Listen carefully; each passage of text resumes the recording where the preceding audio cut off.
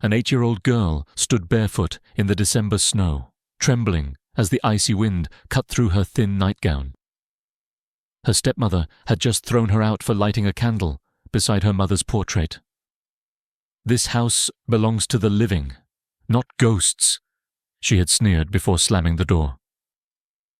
The child's lips turned blue as she clutched a small wooden music box, her only remaining connection to her deceased mother. Just as hypothermia began to claim her, headlights pierced the darkness. A black Mercedes screeched to a halt, and a man stepped out, his face transforming from exhaustion to horror. "Lily!" he screamed, rushing toward his daughter. What happened next would expose a conspiracy so dark that it would shake the very foundation of their wealthy family and reveal the terrifying truth about a mother's death that was never an accident. If this story touches your heart, please hit the like button and subscribe to our channel for more powerful stories of healing and justice. The Thompson estate stood like a crown jewel amidst the snow-covered hills of Westchester County, its grand facade glowing with warm light against the darkening winter sky.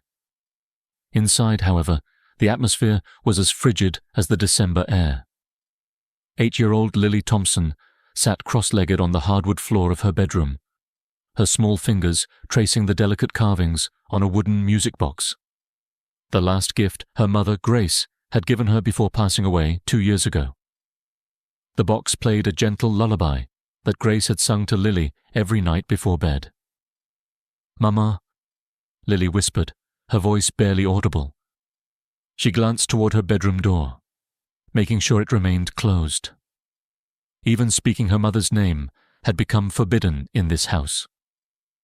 Today marked the 2nd anniversary of Grace's death. A car accident on an icy road, they had told her. Lily carefully opened the music box, letting the soft melody fill her room. From a hidden compartment, she removed a small photograph of her mother, radiant, golden-haired, with the same deep blue eyes Lily had inherited. Clutching the picture, Lily tiptoed to her dresser where a single candle stood beside a small framed portrait of Grace. Her mother had taught her that candles helped guide departed souls back for brief visits. With trembling hands, Lily struck a match and lit the wick. "I miss you," she murmured, her voice breaking. "Dad's still away. He promised to be back today, but Victoria says business comes first." Lily's shoulders slumped as she mentioned her stepmother's name. Victoria Thompson had entered their lives barely 6 months after Grace's funeral. Tall, elegant, with a smile that never quite reached her eyes. The sudden crash of her bedroom door flying open made Lily jump. Victoria stood in the doorway, her red lips twisted into a scowl, her eyes narrowing at the flickering candle. "What do you think you're doing?" Victoria demanded, her voice sharp enough to cut glass. She was impeccably dressed, in a black designer suit, her dark hair pulled into a tight chignon. Lily's heart hammered in her chest. It's for Mama. Today is... I know what day it is," Victoria snapped, striding forward. She pinched the candle flame between her manicured fingers, extinguishing it without flinching. "This house belongs to the living, not ghosts. How many times must I tell you? Your mother is gone, and this morbid obsession stops now." Victoria's gaze fell on the music box and photograph. With a swift motion, she snatched the picture from Lily's hands. "No!" Lily cried, reaching for it. "Please, it's all I have of her." "All you have? Look around you. This roof over your head, the clothes on your back, all provided by your father and me, while you sit here wallowing in the past." Victoria's eyes flashed dangerously. "Your mother is dead, and this," she held up the photograph, "is why your father can't move forward, why our family can't be whole." Before Lily could react, Victoria tore the photograph in half, then quarters, letting the pieces flutter to the floor like dying butterflies. "Stop," Lily sobbed, dropping to her knees to gather the fragments. Please stop. Victoria's hand closed around Lily's arm, yanking her to her feet. This ends tonight. If you love ghosts so much, perhaps you should join them. She dragged Lily through the hallway, down the grand staircase, and across the marble foyer. Mrs. Chen, the elderly housekeeper who had served the Thompson family since before Lily was born, emerged from the kitchen, her eyes widening in alarm. Mrs. Thompson, what are you doing? Mrs. Chen asked, her voice trembling. Stay out of this, Victoria warned, never breaking stride. This child needs discipline, and I'm finally giving it to her. Mrs. Chen took a hesitant step forward. But Mr. Thompson is due home tonight. He would not. My husband, Victoria emphasized the word, has left me in charge of this household. Unless you wish to find new employment, I suggest you return to the kitchen.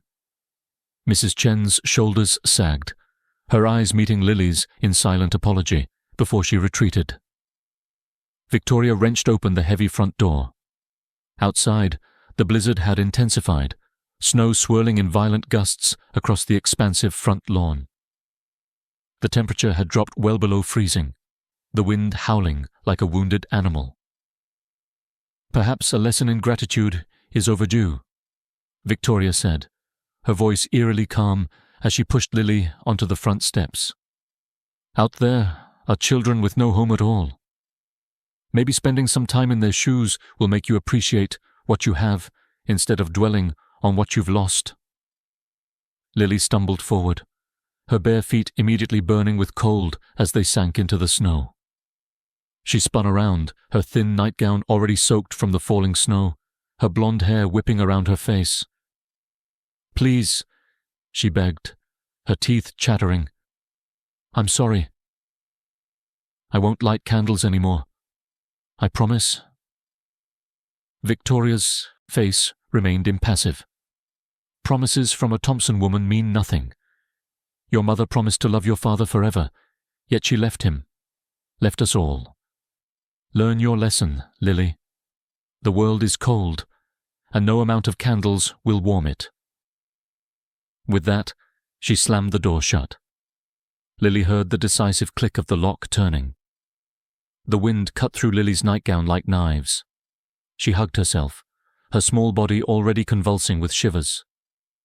In her haste, she had managed to keep hold of her music box, clutching it now against her chest as if it could somehow shield her from the cold. Help, she called out, her voice immediately swallowed by the howling wind. Mrs. Chen, anyone. The estate was isolated. The nearest neighbor a quarter-mile down the private road. Through the swirling snow, Lily could see lights glowing in the windows of her home. Warm, unreachable. She stumbled to the door, pounding her small fist against the wood. Please let me in. I'll be good. No response came. Lily sank down onto the steps, curling into herself to preserve what little warmth remained in her body. The cold seeped into her bones, her muscles seizing painfully. She opened the music box with numb fingers, letting her mother's lullaby play one more time. Mama, she whispered, her lips blue and trembling. I need you now. As the minutes passed, a strange warmth began to creep over Lily, replacing the biting cold. Her eyelids grew heavy, her thoughts becoming fuzzy around the edges. She didn't notice when the music box slipped from her fingers, landing softly in the snow beside her. Somewhere in her fading consciousness, she recalled hearing that freezing to death was like falling asleep. Maybe I'll see Mama soon, she murmured, her eyes drifting closed. Headlights suddenly pierced the curtain of snow, sweeping across the estate's circular driveway. A black Mercedes cut through the blizzard, tires crunching on the fresh snow as it came to an abrupt halt at the foot of the steps. The driver's door flew open, and a tall figure emerged, battling against the wind as he rushed forward. Alexander Thompson, steel magnate, absent father, widower, had finally come home. His tailored coat flapped around him like dark wings as he took in the impossible sight before him. His daughter, collapsed on the front steps, barefoot in the snow, her skin deathly pale. "Lily!" The anguished cry tore from his throat, primal and raw. Alexander sprinted up the steps, falling to his knees beside his daughter. He gathered her limp form into his arms, horrified by how little she weighed, how cold she felt against him. "Lily, baby, open your eyes," he pleaded, brushing snow from her face.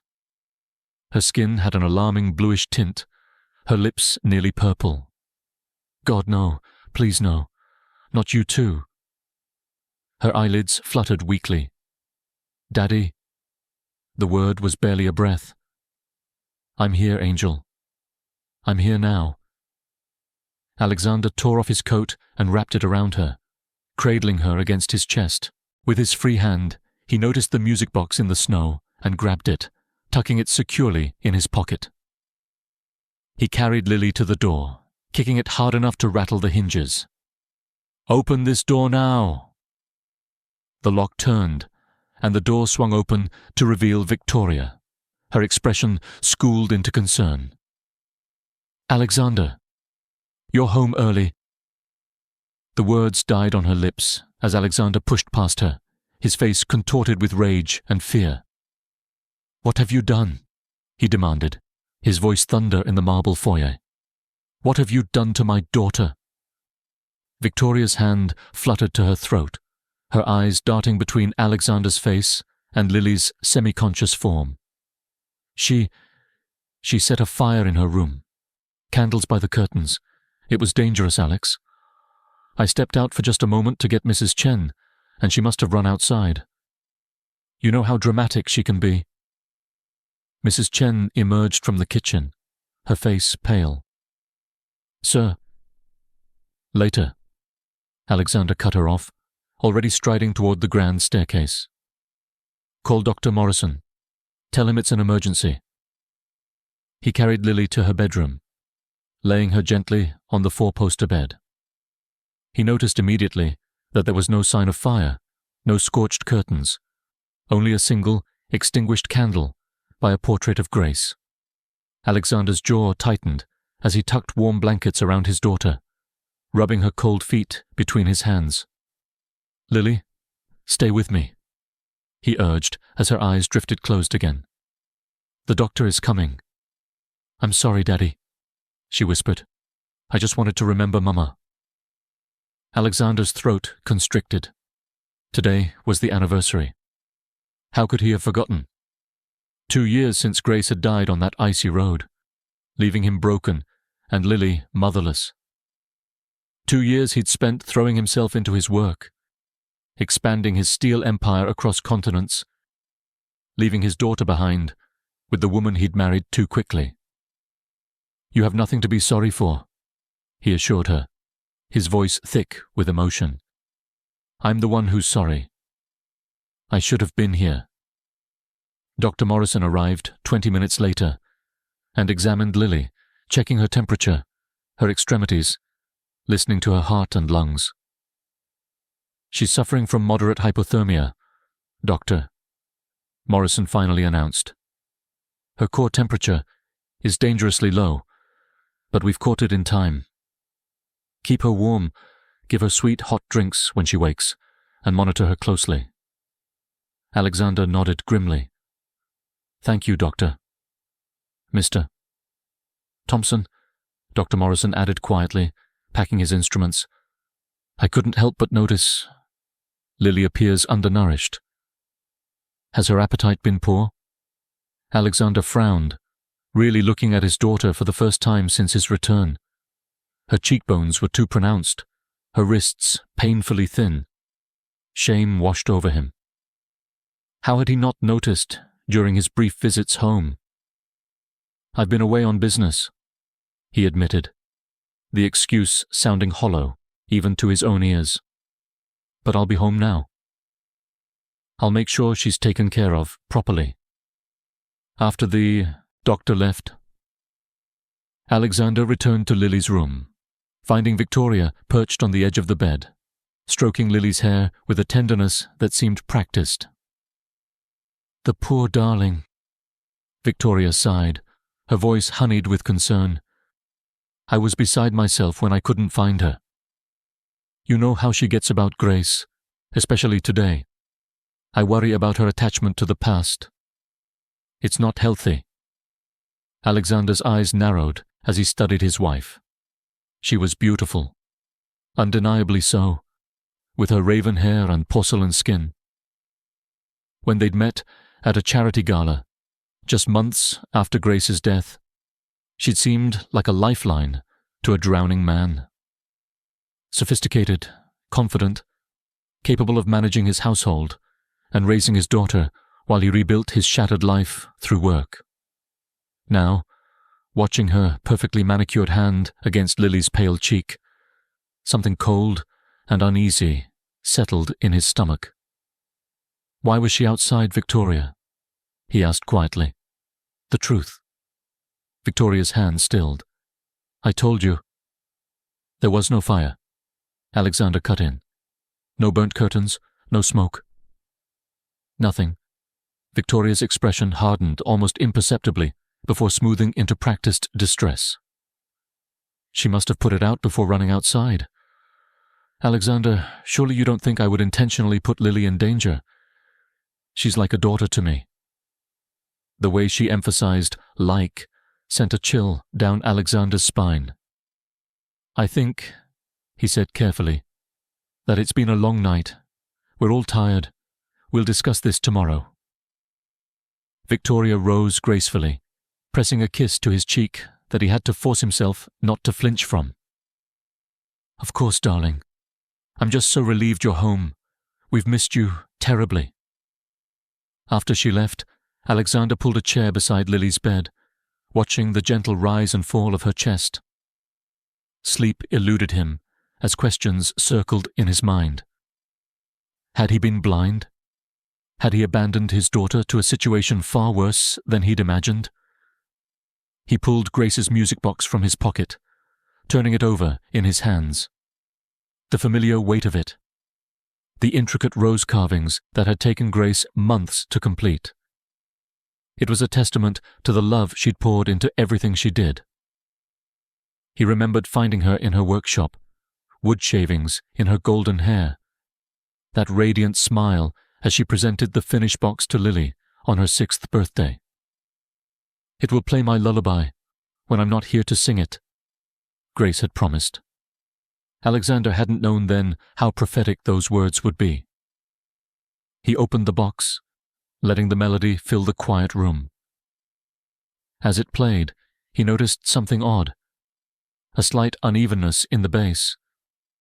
Looking closer, he saw a tiny seam that shouldn't be there. Curious, he pressed it, and a hidden compartment sprang open. Inside was a sealed envelope with his name written in Grace's elegant handwriting. Alexander's heart pounded as he carefully opened it, unfolding the letter inside. "My dearest Alexander, if you're reading this, I pray it isn't too late. There is so much I need to tell you, things I've been afraid to say aloud in our own home. I've sensed something wrong for weeks now. Strange symptoms, unexpected dizzy spells, moments of confusion that frighten me. I've secretly visited Dr. Abrams in the city. The tests show elevated levels of arsenic in my system, too high to be accidental. Someone is poisoning me, Alex, and I fear I know who. Victoria Blake has been your executive assistant for 3 years. I found messages between her and her brother Marcus discussing your fortune, your companies, and plans for after I'm gone. I confronted her last week, and that night I nearly drove off the road when my brakes failed. It wasn't a coincidence. I've given copies of everything I've found to Detective Sarah Walsh, but I don't know who to trust anymore. If something happens to me, protect our Lily. When our daughter needs you most, trust her silence. It will speak louder than any lie. I've loved you beyond measure, from the first moment to the last. Forever yours, Grace. Alexander's hands shook violently as he read the letter a second time, then a third. Grace had been murdered. Not an accident. Murder. And he had married her killer. He looked at his sleeping daughter, remembering how she had flinched earlier when Victoria reached for her. How thin she had become. How silent. A cold fury unlike anything he had ever known swept through him. But beneath the rage was something worse, crushing guilt. While he had been drowning in grief, then escaping into work, his daughter had been living with her mother's murderer. "I'm so sorry, Lily," he whispered, brushing a strand of hair from her forehead. "I promise you, this ends now. I'm going to make this right."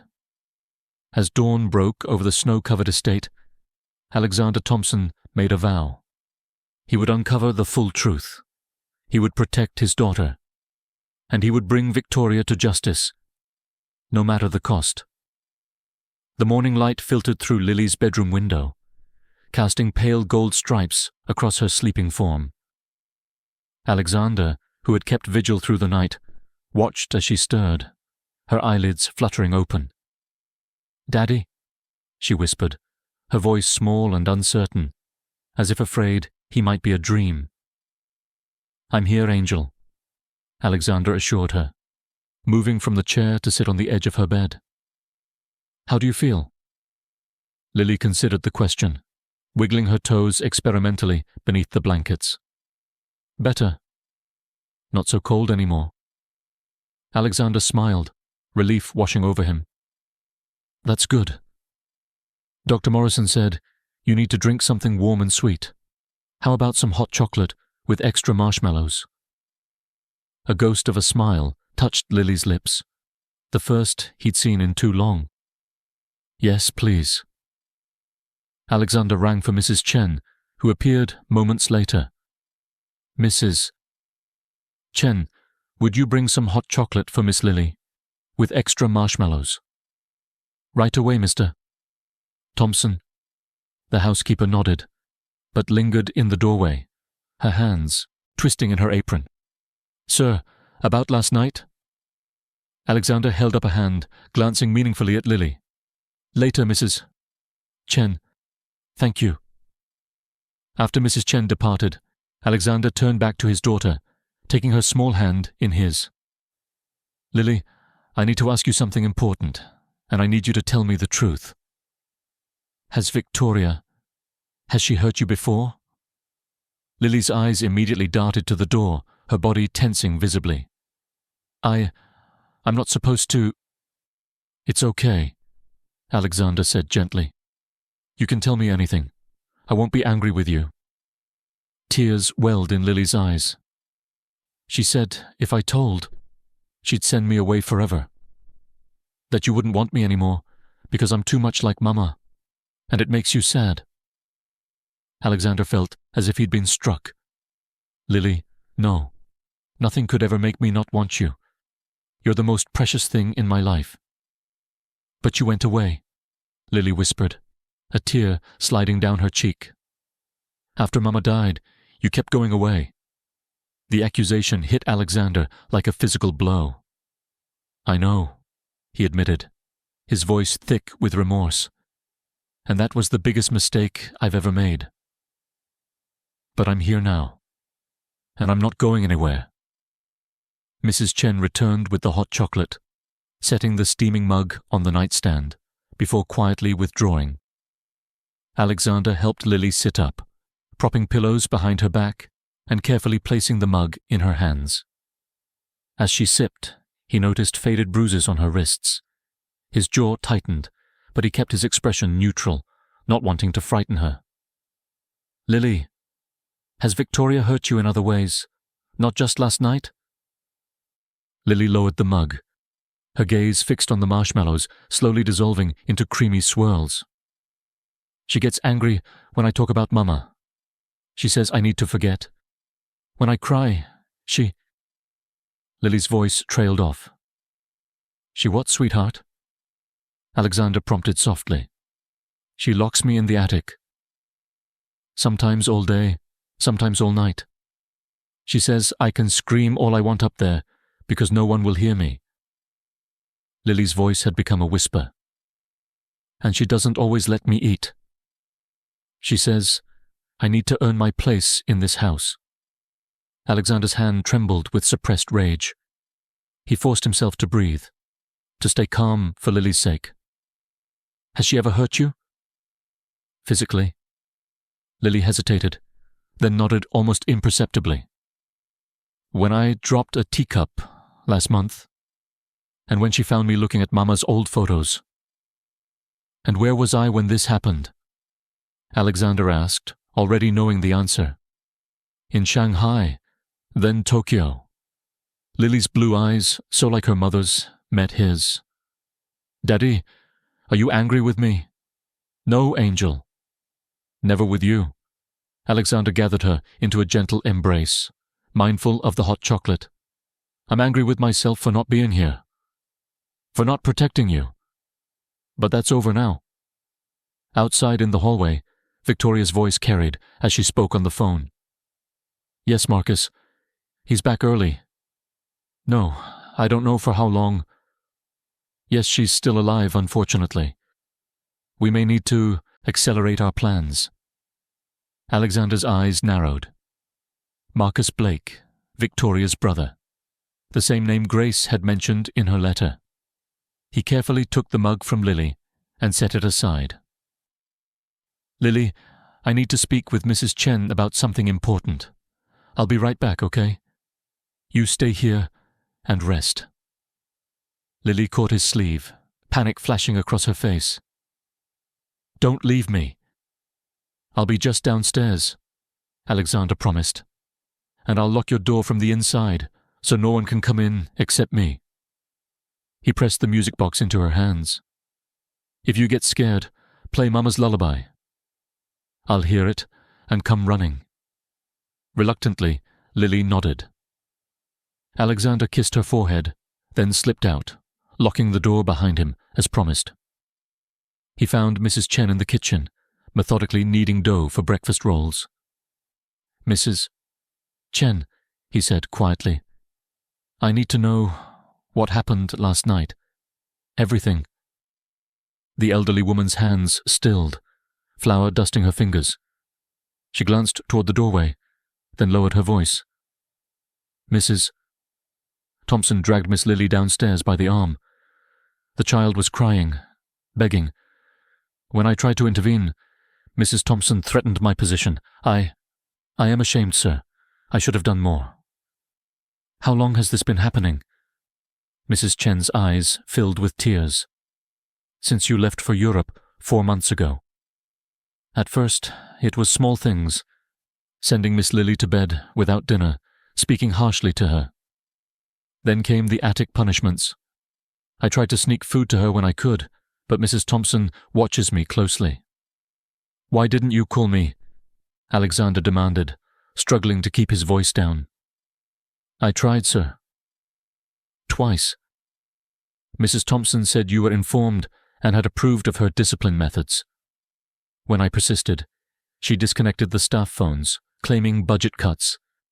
My cell phone mysteriously disappeared.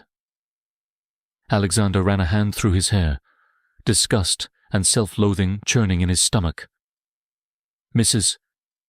Chen, what I'm about to tell you must remain between us. I believe Victoria may have been involved in my late wife's death. The housekeeper crossed herself, but her eyes showed no surprise. I have suspected something was not right, sir. Mrs. Grace was never clumsy, yet in her final months, she fell often. Things broke around her. She would become confused, forgetting conversations we'd just had. Arsenic poisoning, Alexander confirmed grimly. Grace left me a letter. She knew Mrs. Chen. She knew and tried to warn me. The music box. Mrs. Chen nodded. She worked on it in secret. I wondered why it was so important to her. Alexander leaned closer. I need your help. I can't leave Lily alone with Victoria, but I need to contact Detective Walsh and secure my daughter's safety. Will you help me?" "With my life, sir," Mrs. Chen promised solemnly. "The Thompsons have been my family for 30 years. Miss Grace was kind to me, and that child upstairs deserves justice for her mother." That night when Lily had fallen, asleep, Alexander opened her bedroom door quietly. She was sleeping peacefully, the music box clutched to her chest. He knelt beside her bed, gently brushing a strand of hair from her forehead.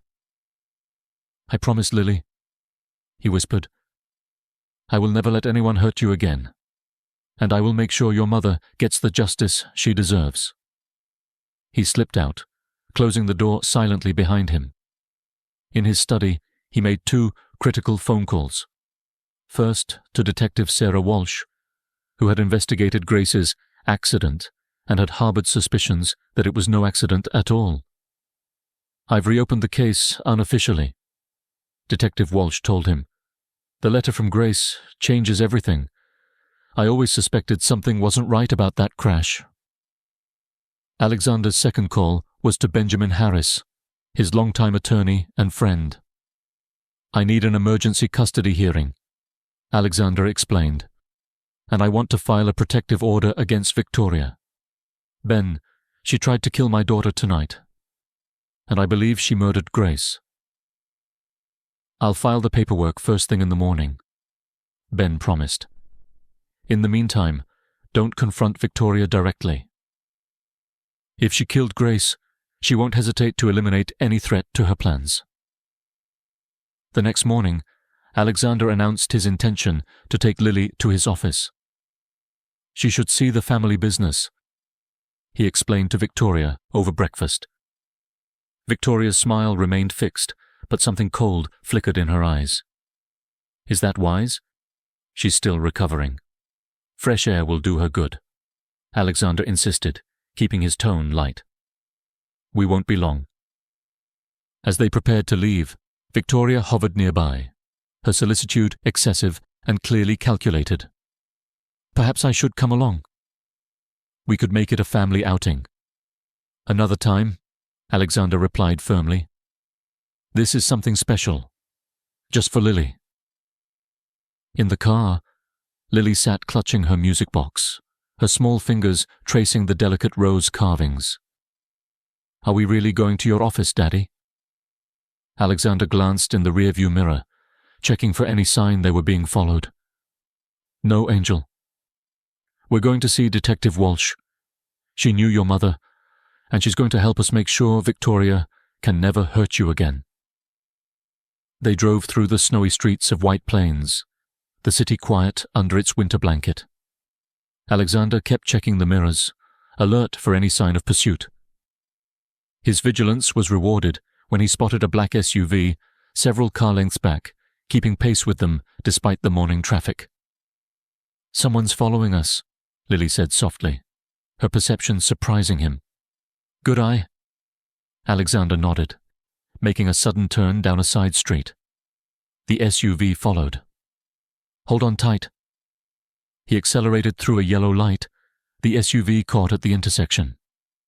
For a moment, Alexander thought they'd lost their tail, but the vehicle mounted the curb and continued the pursuit. "They're still coming," Lily reported, her voice remarkably steady. The SUV rammed them from behind. The Mercedes lurched forward, tires skidding on the icy road. Alexander fought to maintain control as their pursuer hit them again, harder this time. Through the rear window, he caught a glimpse of the driver, a burly man he recognized as one of Marcus Blake's associates. "They're not trying to stop us," Alexander realized aloud. "They're trying to cause an accident. Just like they had with Grace." The police station was still several blocks away. Alexander made a split-second decision, pulling up in front of a crowded cafe. "Out, quickly," he ordered, already unbuckling his seatbelt. "Stay right with me." They abandoned the Mercedes, hurrying through the cafe and out the back exit as their pursuer searched for them inside. Alexander led Lily through alleyways and side streets, finally reaching the police station. A solid brick building with White Plains Police Department displayed prominently. Inside, Alexander demanded to see Detective Walsh immediately. "It's urgent. Tell her Alexander Thompson is here. It involves the Grace Thompson case." Minutes later, Detective Sarah Walsh appeared, mid-40s with auburn hair and sharp, observant eyes. She crouched to Lily's level, her stern features softening. "Hello, Lily. Your mum and I were friends. She was a very brave woman." Lily's eyes widened. "You knew my mama?" "I did." Walsh nodded. "And I promised her I'd help if her family ever needed me." She straightened, addressing Alexander again. "Let's talk in my office." After hearing Alexander's account and reading Grace's letter, Detective Walsh took immediate action. "I'm reopening the investigation officially. And I'll get a protective order for Lily today." "What about the attempt to run us off the road?" Alexander asked. "We'll need a description of the vehicle and driver. I'll have patrol cars looking for them immediately." Walsh handed him a card with a handwritten number. "This is my personal line. Call if you need anything." With Walsh's help, Alexander and Lily went into hiding at a friend's cabin in the Catskills while the investigation proceeded. For 3 days, they existed in peaceful seclusion, father and daughter reconnecting through simple activities. Walks in the snowy woods, board games by the fire, cooking together. On the 4th morning, Walsh called with news. "The protective order has been granted. Victoria has filed a missing persons report claiming parental kidnapping, and her brother is petitioning for emergency conservatorship, alleging you're mentally unstable." "That's absurd," Alexander protested. "Which is exactly why they want control," Walsh pointed out. "The Thompson holdings are worth billions. With you declared incompetent, they'd have full access." "What do we do?" "We need you back in White Plains for a hearing," Walsh explained. "Judge Patricia Coleman will hear both cases in a closed court session tomorrow." Despite the risk, Alexander knew they couldn't remain in hiding forever. "We'll be there." The next morning, they left the cabin before dawn, taking a circuitous route back to White Plains. 2 miles from the courthouse, they were met by an unmarked police vehicle that escorted them to a secure entrance. Detective Walsh was waiting with Benjamin Harris, Alexander's attorney, tall, distinguished, with silver hair and kind eyes. "Ben," Alexander shook his friend's hand. "Thank you for handling this on such short notice." "Anything for you and Lily," Ben replied, crouching down to the child's level. "Hello there. I'm going to help make sure no one can take you away from your dad, okay?" Inside the small conference room, Ben briefed them on the case he'd prepared. Grace's letter, toxicology reports confirming arsenic poisoning, financial documents showing Victoria and Marcus's systematic infiltration of Thompson Holdings, Mrs. Chen's witness statement, and the police report about the vehicle that had forced them off the road. "The music box is our secret weapon," Ben assured Lily with a gentle smile. "Judge Coleman will want to see it herself." Judge Patricia Coleman was in her late 50s, with silver-streaked dark hair and piercing brown eyes. After speaking privately with Lily, she proceeded with the formal hearing in courtroom 3. Victoria sat at the respondent's table, immaculately dressed in a conservative navy suit, her face a mask of maternal concern. Beside her sat her brother Marcus, slick, polished, with the same cold eyes, and their attorney, Clayton Reynolds. "Lily, darling?" Victoria called as they entered. "Thank God you're safe." "I've been so worried." Officer Davis stepped between Victoria and Lily. "Please, remain seated, Mrs. Thompson. The protective order prohibits direct contact." Ben presented their case methodically, laying out the evidence of abuse, the toxicology reports, Grace's letter, and the financial documents revealing Victoria and Marcus's scheme to seize control of the Thompson fortune. Victoria maintained her facade of maternal concern throughout, occasionally dabbing at non-existent tears, while Marcus whispered constantly to Reynolds. When Ben concluded, Reynolds rose with practiced smoothness. "Your Honour, while this elaborate conspiracy theory might make for compelling fiction, the facts tell a different story.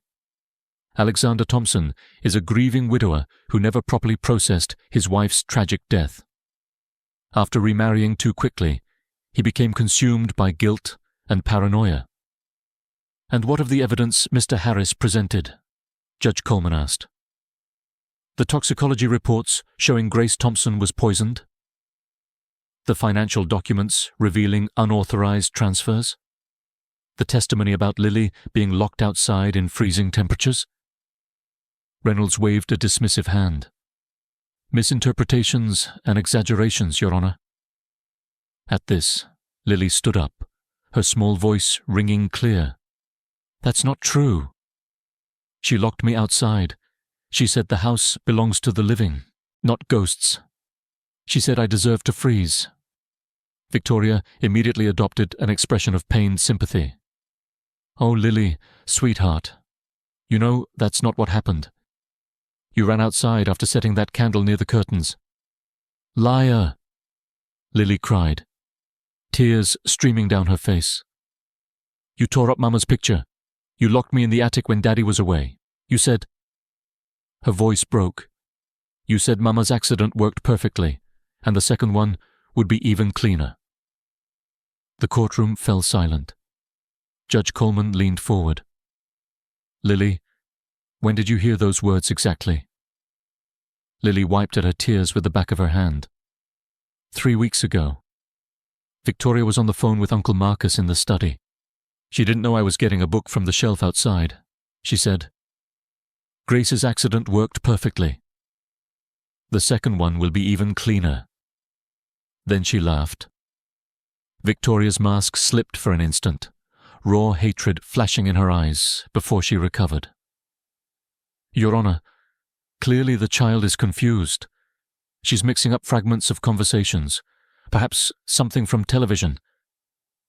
"I believe I've heard enough," Judge Coleman interrupted, her tone brooking no argument. "I am prepared to rule on both petitions." She turned to face Victoria directly. "Mrs. Thompson, based on the preponderance of evidence presented, including but not limited to the sworn testimony of multiple witnesses, documented physical injuries, and audio recordings, I am granting a permanent protective order barring you from any contact with Lily Thompson. Furthermore, I am referring the evidence of Grace Thompson's murder and the subsequent financial fraud to the District Attorney's Office for criminal prosecution." Victoria's face drained of colour. "You can't—" "As for the conservatorship petition," Judge Coleman continued, as if Victoria hadn't spoken, "it is denied in its entirety. Not only do I find Alexander Thompson entirely competent, but the evidence suggests this petition was part of a larger conspiracy to seize control of the Thompson holdings." She turned to Alexander. "Mr. Thompson, full legal and physical custody of Lily remains with you. I strongly recommend you review all financial and legal documents signed during your absence, as there appears to be significant evidence of fraud." "Thank you, Your Honour," Alexander replied, his voice thick with emotion. Judge Coleman's gaze softened slightly as she addressed Lily. "Miss Thompson, thank you for your bravery today. The truth can indeed be like a light. Sometimes it's exactly what we need to see clearly." As the judge rose to leave, Victoria suddenly lunged across the aisle toward Lily, her face contorted with rage. "This isn't over. You little brat. You're just like your mother, always in my way." Officer Davis intercepted her, restraining her as she struggled and screamed. Marcus rose as if to intervene, but Detective Walsh stepped forward, badge in hand. Marcus Blake, you're under arrest for conspiracy to commit fraud, attempted murder, and accessory to murder. You have the right to remain silent."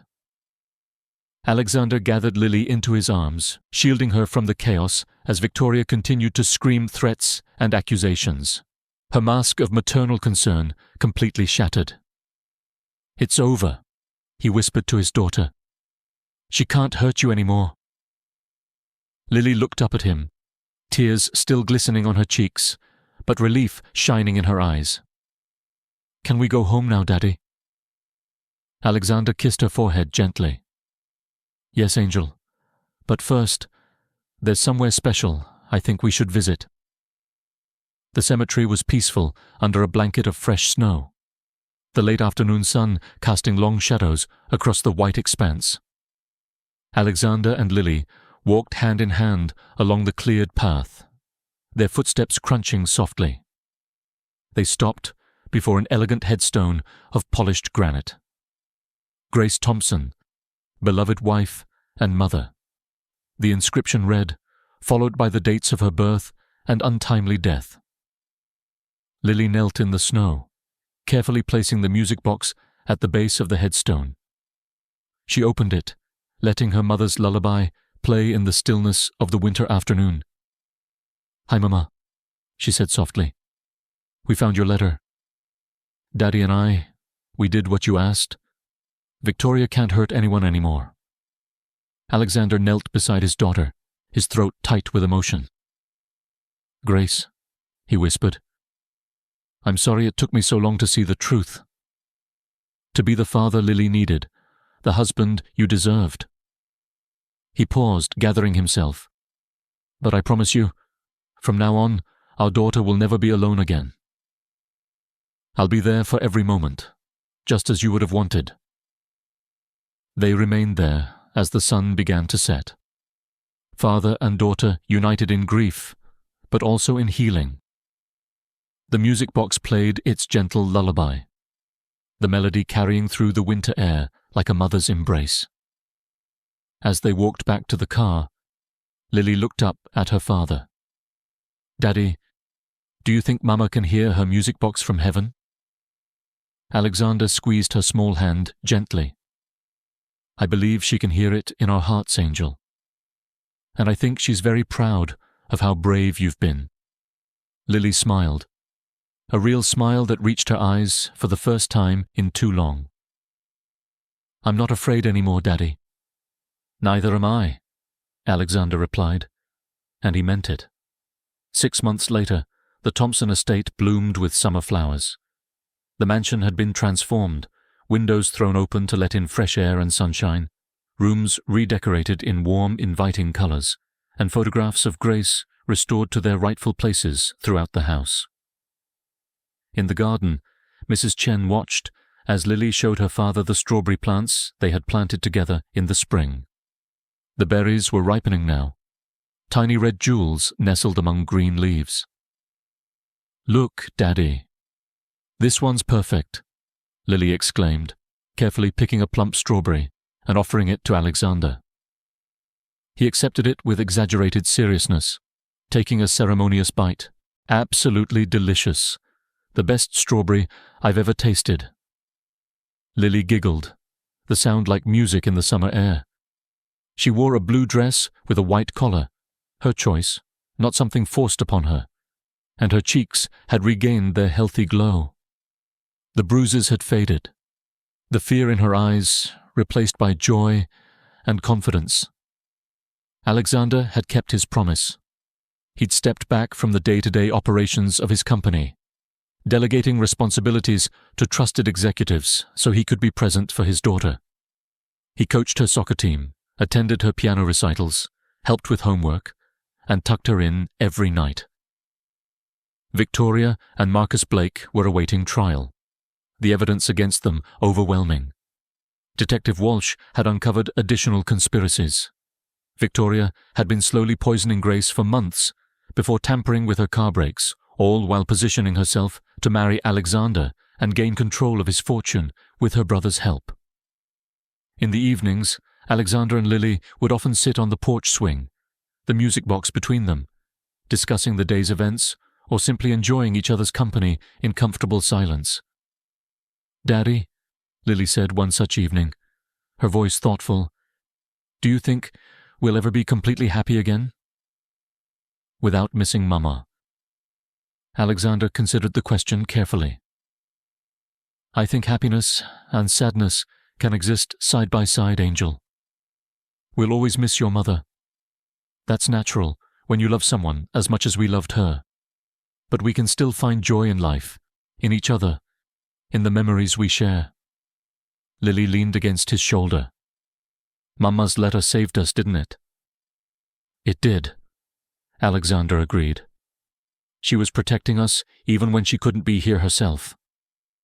That's what love does. It finds a way, even through the darkest times."